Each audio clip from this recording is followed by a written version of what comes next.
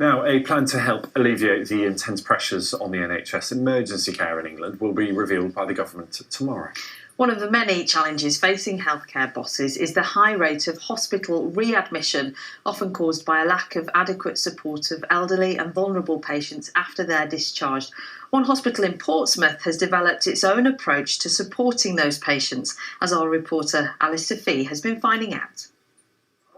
Alicia is getting a lift home from hospital. She's been here since Boxing Day. I thought I was going to be in just for 24 hours, but it turned out it was flu. The team picking her up will also get her settled back home. That's why I would have to have a taxi, and you could be waiting for a while, and I feel it is necessary. It's called Driving Miss Daisy, a new service that recognises the extra support that some patients need. We take as much time as is needed to get the patient settled in at home, and that could be making sure that their shopping's done, that they are warm, that we liaise with social services or family or primary care to ensure that there's a seamless handover from the hospital to the person being in their own homes. For those that have had a long stay, leaving hospital is a vulnerable time. It's hoped this service will reduce the number of failed discharges. That's patients who quickly return, taking up much-needed beds. We've got several examples of where we think that the patients would potentially have been brought back if we'd been using a different service. Driving Miss Daisy, I have to say, there are several examples over recent weeks where we know they probably would have come back as a failed discharge and therefore would have started the whole process again. I travelled home with Christine to see how the system was working. She was offered help with shopping, and her driver would have stayed at home with her if she needed the extra support. A lot of people don't know about these extra services, but once you get the word out, then I think it'd be brilliant for a lot of people, which is ideal for what you need after you've been in hospital for a long time. So very, very pleased with the service. The Queen Alexandra has only just come out of a long critical incident. This discharge lounge plays a huge part in freeing up beds. This critical incident did last longer. We've learnt a lot through it. We've changed some processes through it, but we're achieving now what we set out to achieve, which is to enable us to get people to the right place quickly and to discharge people quickly. This service is making a difference, but the challenge of getting patients home will be a major part of the puzzle of pressures throughout this winter.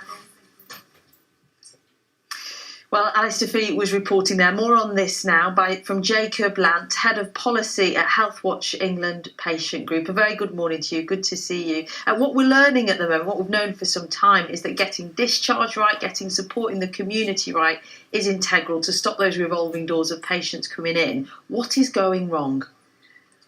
Well, you're absolutely right. Getting people home safely from hospital is absolutely critical, both for the patients themselves, so they can recuperate well at home, but also so we don't add further pressure onto hospitals, which we know under extreme stress at the moment. Some of the things that are going wrong are precisely what we heard in the piece at the moment, that those sort of basic checks, helping make sure people got food in at home, that their heating is working, those things aren't being done necessarily consistently across the country. And so as a result, people come back into hospital because they pick up infections, they suffer from pneumonia, or they may have a fall, and all of that could be prevented if we were focusing more on discharging people safely. Is part of the issue here that the hospital will take care of your health, but when it comes to making sure you're safe in the community, it comes down to social care, and often those two services aren't linked? I think that's part of the problem, is that the communication between the health service and social care is a challenge. Also, the resourcing of social care is really significant problem here, that we know social care doesn't have the money it needs to provide care consistently for people in their own homes. But it's also not just about formal social care. So the scheme we heard about, the Driving Miss Daisy scheme, that's not formal social care. It's not long-term support, and it's not really that expensive either. So actually more services like that to help the people who don't need long-term help at home, but need just a little bit of a helping hand at the beginning, they're really, really essential. We need to see more services like that around the country. I guess it's about who's taking responsibility for that handover, isn't it? And tomorrow the government will hold its urgent and emergency healthcare plan.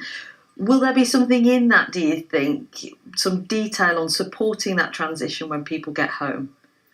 I think a big focus of what we're hearing is going to happen tomorrow is this idea that we're going to be looking after people more at home. So if you think no one really wants to go into hospital, hospitals are noisy, busy places, and if you can be looked after at home, that's a good thing. And so actually providing the support for people at home, making sure that they are monitored safely at home, making sure that there's people going to check on them so that they are supported there and don't have an incident that means they have to go into hospital in the first place, or if they're discharged, they're kept at home safely. That's the key thing tomorrow that we want to see. And we've learned today about plans to roll out virtual wards using technology with people within the home so they can be advised on their healthcare. First of all, how would that work? And secondly, would it work with the kind of patients we're talking about, often elderly, often vulnerable, not always as tech savvy? Absolutely. Absolutely. It's virtual wards can sound quite scary and futuristic as a concept. Really, they're actually quite simple in their theory. They use new technology to do some of the checks and monitoring that would happen in hospital, but in your house. But you're absolutely right, not every patient will necessarily be familiar with that sort of technology, so it's really important that we are providing training and support for patients when they're discharged home, that how that technology works, providing them with a consistent and easy point of contact should they be confused or if something goes wrong. And ultimately, I think also we need to be evaluating these programs. So virtual wards have been used to help people this winter already. We're looking at massively expanding them for next winter. But let's ask people who've experienced a virtual ward what worked, what didn't, what could we do better to make sure when they're rolled out next winter, ahead of next winter, that they are operating as best as they possibly can. And you mentioned it there, it will be next winter, but things are critical this winter. We know that people are dying and need support at hospital and in the community. Do you worry that it's coming too late? I think always with these schemes, with the NHS coming under pressure every winter, what we need is long-term planning and consistent support going into the system so we can avoid these sort of pressure points that we experience. So whether it be new funding, new ideas, they need to be applied consistently and then actually supported for the long term. It's not enough just to put them in place for the few months of winter.